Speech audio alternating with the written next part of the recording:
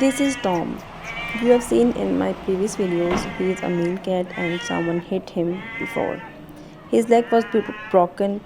He used to be healthy, strong, and chubby, but after suffering so much pain, he's become very weak. And the heartbreaking part, someone hit him again right in front of me. I was watching him and Muffin both. Why do people hurt cats? Don't they see they are living beings? They feel pain, they feel fear, they have emotions just like we do.